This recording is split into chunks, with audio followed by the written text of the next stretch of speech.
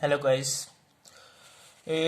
आज मेरा first topic है। फर्स्ट मैं हिस्टोलॉजी के बारे में स्टार्ट करना चाह रहा हूँ। तो मैं आपसे अपनी सारी इन्फॉर्मेशन हिस्टोलॉजी से रिलेटेड शेयर करूँगा इस चैनल में। तो आज पहला पहला टॉपिक स्टार्ट करते हैं हिस्टोलॉजी का। हिस्टोलॉजी का इंट्रोडक्शन है।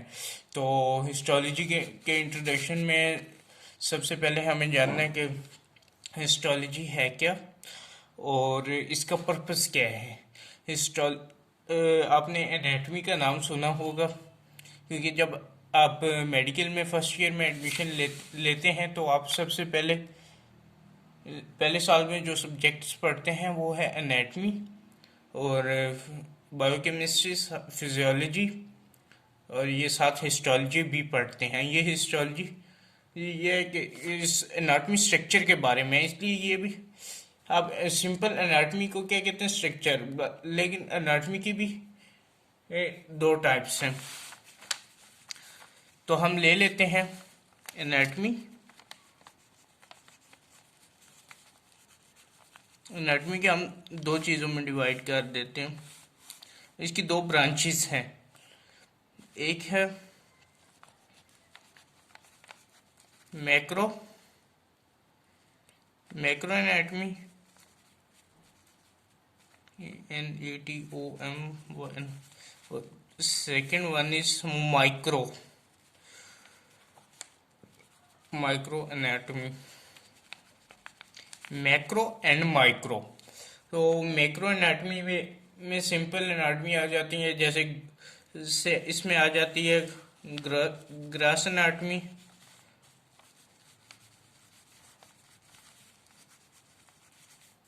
सेकेंडली इसमें आ जाती है सिंपल जो आप मेडिकल कॉलेज में पढ़ते हैं, स्नेल एनाटॉमी और BD84 और इसी तरह की बुक्स। और जो माइक्रो एनाटॉमी है इसे हम हिस्टोलॉजी कहते हैं। Histology mean tissue studies of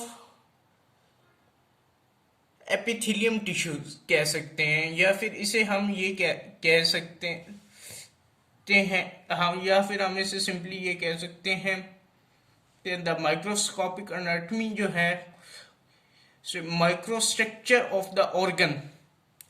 तो हम इसे हिस्टोलॉजी को यूं डिफाइन करेंगे,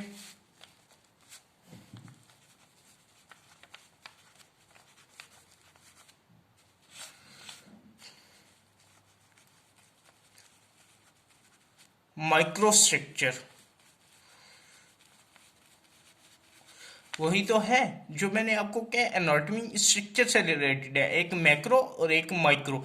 मैक्रो में हम सिंपल एनाटॉमी पढ़ते हैं रिलेटेड टू ह्यूमन, यानी हमारे हाथों में क्या है, यानी कि लाइक ये मेरा हैंड है, इसमें सबसे पहले बोन्स होंगी, फिर मसल्स होंगे, फिर वेसल्स होंगी, ब्लड वेसल्स होंगी, आर्टरीज होंगी, वेन्स होंगी, नर्व्स होंगी, लेम्फ नोड्स होंगी, स्किन होंगी, सबक्यूटेनियस टिश्यूज होंगे, इसी तरह। लेकिन जो अंदर अंदर वाली साइड जो अब लाइक कि यूं समझ लें कि अब वेन्स मैंने कहा है, तो वेन्स के जो अंदर का स्ट्रक्चर है वो फिर हिस्टोलॉजी में आ जाएगा।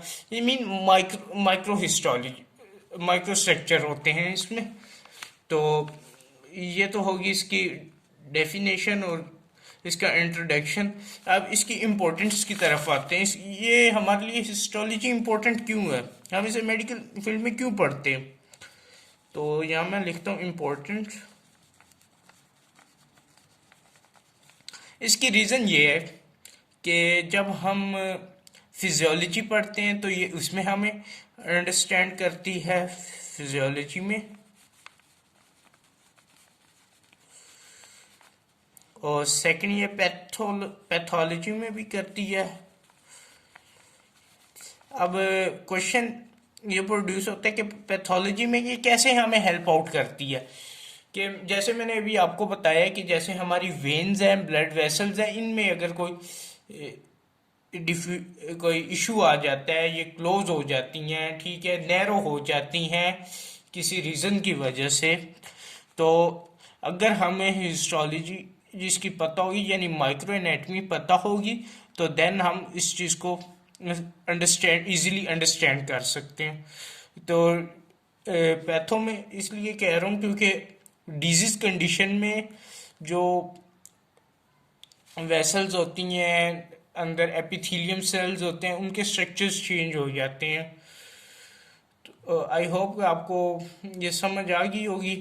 सेकेंडली फिर हम इसके बाद साथ ही माइक्रोस्कोप्स पे चलते हैं। तो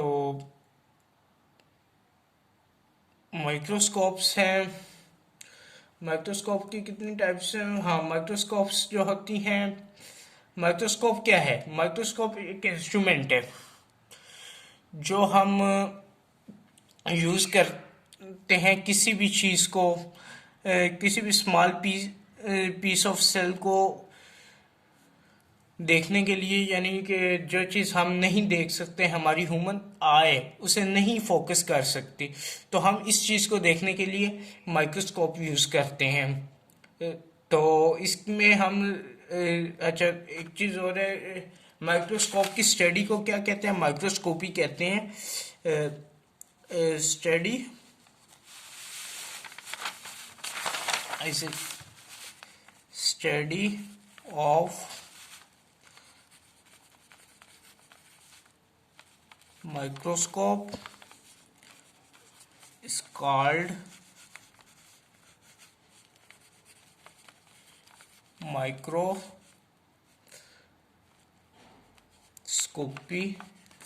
और सेकेंडली हम इसमें ये बता देते हैं कि माइक्रोस्कोप के पर्पस क्या है, यानी कि वो किस किस तरह की होती हैं। तो उसमें दो चीज़ें आ जाती हैं, यानी किस चीज़ पे माइक्रोस्कोप डिपेंड करती है, उसकी क्वालिटीज़ क्या होती हैं। तो इसमें दो चीज़ें होती हैं। नंबर वन इज़ मैग्निफिकेशन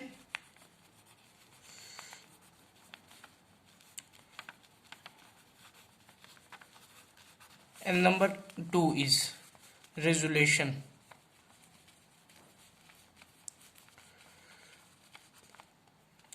तो सबसे पहले मैग्निफिकेशन की बात करते हैं कि वो माइक्रोस्कोप होती है जिसमें एबिलिटी होती है किसी भी सेल को या सेल के पीस को या किसी भी स्मॉल पीस को लार्ज करने की, ताकि हम उसमें देख सकें उसके अंदर और क्या क्या चीज़ है।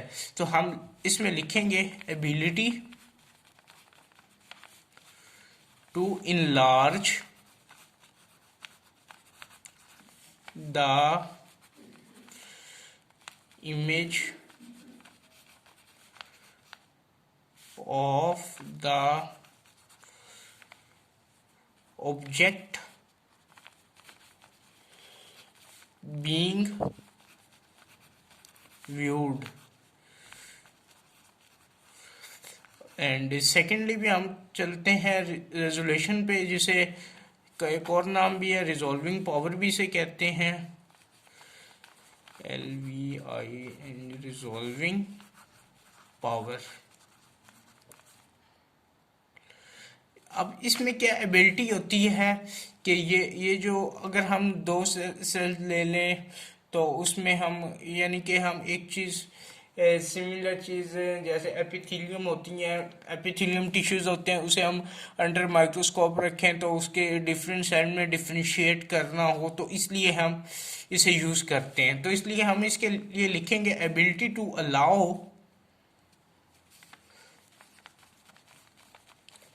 ability to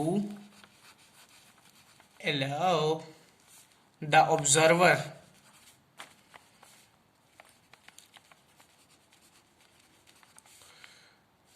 to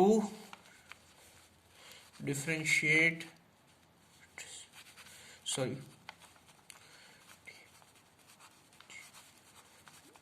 distinguish between ये किस two smalls object, two small object.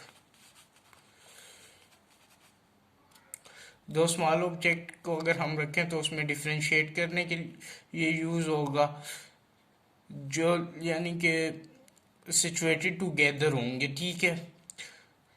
और आज तक के लिए इतना ही। नेक्स्ट वीडियो में मैं आपसे बात करूंगा टाइप्स ऑफ माइक्रोस्कोप्स की, और इसमें हम फिर वन बाय वन करके ऑल माइक्रोस्कोप्स को डिस्कस कर देंगे। तब तक अपना ख्याल रखिएगा, चैनल को सब्सक्राइब कीजिएगा और वीडियो को लाइक भी कीजिएगा।